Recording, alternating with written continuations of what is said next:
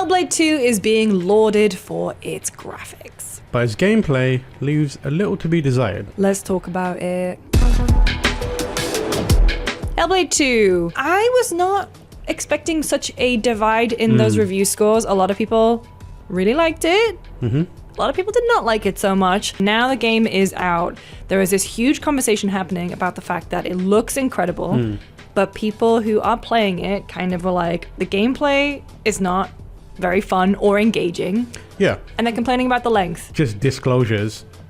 I like Xbox a lot. I have 3 different Xboxes, which I, have stationed around my apartment. I'm a Game Pass subscriber. I play on PC. I love Halo. I love Gears. I want nothing but the greatest of successes for Xbox, but it was massively disappointing to me. It feels like a game that would have been made a few years ago as a flex. It doesn't have any substance, which I understand a lot of people have been coming back to me and saying like, that's what they said, it was a narrative game. But it's like, I understand that they said that, but I don't feel like the messaging was clear on how little the interactions that the player has exist. I think it's an interesting choice that there is no UI. No. At all. So when it comes to, fighting for the first time, yes, as soon as you pause the game, the controls are listed. They don't want to take you out of it as you're playing it by having an inventory pop up or UI or hey, mash X to get away from this guy. I totally understand it. I think it's really interesting the way that they have gone for this very realistic art style. There's obviously been a lot made about performance capture, photogrammetry, and how that presents itself when you actually get the final game. Where you're like, oh, this is an interactive movie. But even from the first hour that I played, I was like, oh, I'm really not interacting with this at all. The question is, what is the intent behind those creative decisions?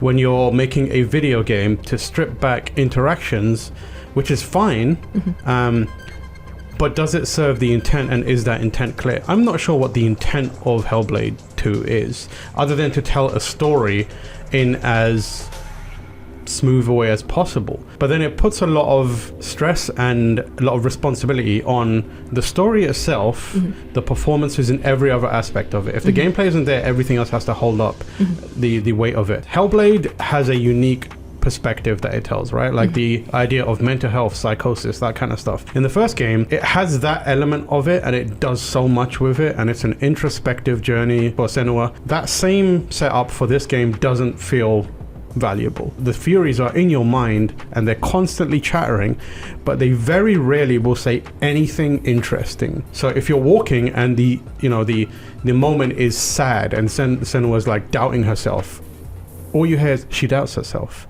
She doubts herself. She doubts herself before. Does she need to doubt? That kind of thing where it's like, you're just telling me what she's feeling. The journey that she goes on, there is definitely moments where, the VO and the discussions that are happening in her mind add a little bit, but it's also a 5-hour journey where drastic things happen with characters that she meets.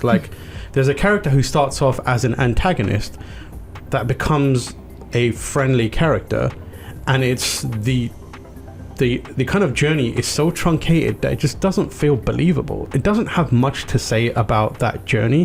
The brevity doesn't allow them to really dig into it, and what ends up happening is that unique hook just becomes a gimmick. I personally believe that we have to admit to ourselves that we're past the point where having exceptional graphics is enough. We've had games that look really nice but also feel like enjoyable interactions and games. Like Red Dead Redemption 2 is one that I bring up. You are gonna boil some piss with that. A lot of I say that as a Red Dead 2 defender. I know a lot of people are not happy with how slow paced that game can be. But that's the thing. It's a very nice looking game.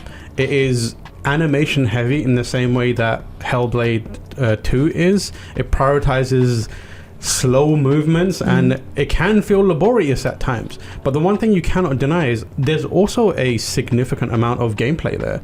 There's a full open world for you to explore. There's systems, shootouts, and that kind of stuff. And I'm not saying Hellblade needs to have that. It's just a proof that you can have both. You can have your cake and eat it too. If they had more depth in the combat, that probably would have been enough. But I think the combat, if I was being kind to it, is mindless. We're not saying this just to rag on the game, or rag on the studio, or rag on Xbox. Like I said, I wanted it to be a huge success.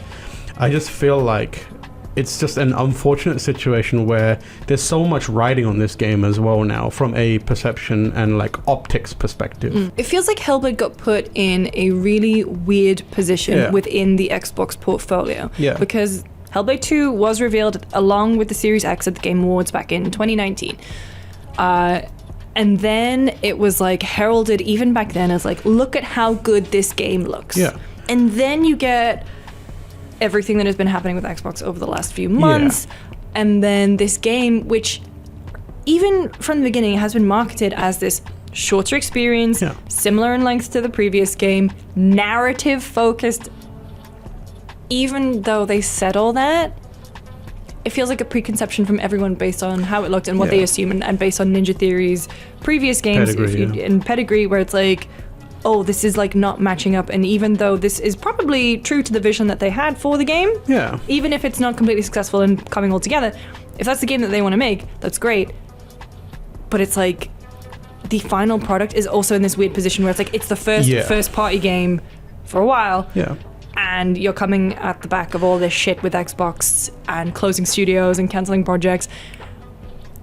It just feels like a weird I think like situation. They're looking at this in how does it represent Xbox? What does it mean for Xbox first party? What does it mean for the future of Xbox? And that is all considerations that I'm not thinking about. Because at the same time, it's like the future of Xbox doesn't hinge on one game.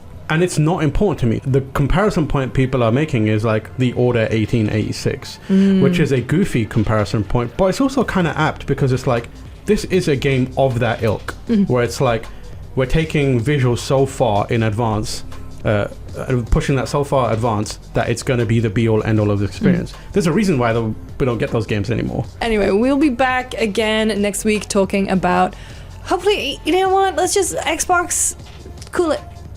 Be chill for a little bit, okay? Maybe we'll do a Summer Game Fest thing.